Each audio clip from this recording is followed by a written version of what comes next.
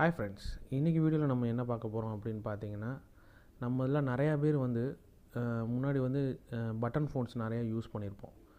அந்த ஃபோனில் நம்பர் 5 இருக்குது பார்த்தீங்களா, அந்த நம்பர் 5ல் மட்டும் ஒரு சின்ன 2 பல்ஜ் இருக்கும். அதை பார்த்துருக்கீங்களா? யாராவது நோட் பண்ணவங்க கமெண்ட்டில் சொல்லுங்கள். ஸோ அது எதுக்காக அந்த பல்ஜ் கொடுத்துருக்காங்கன்றது நிறைய பேருக்கு வந்து தெரிஞ்சிருக்காது.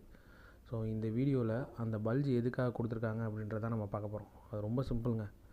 பிளைண்ட் பீப்புள் இருக்காங்க பார்த்தீங்களா, அவங்க நம்ம வந்து நார்மலாக வந்து நம்பர்ஸ் ஈஸியாக வந்து ஐடென்டிஃபை பண்ணி அடிச்சிட முடியும். பட் அந்த பிளைண்ட் பீப்புள்ஸ் இருக்காங்களா, அவங்களுக்கு வந்து அந்த 5 தான் அவங்க வந்து ரெஃபரன்ஸாக எடுத்துக்கிடுவாங்க.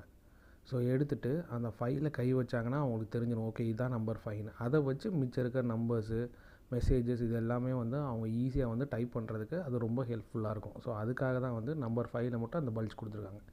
இந்த வீடியோ உங்களுக்கு பிடிச்சிருந்துச்சுன்னா கண்டிப்பாக லைக் பண்ணுங்கள், கமெண்ட் பண்ணுங்கள், ஷேர் பண்ணுங்கள், சப்ஸ்கிரைப் பண்ணுங்கள். Thank you friends.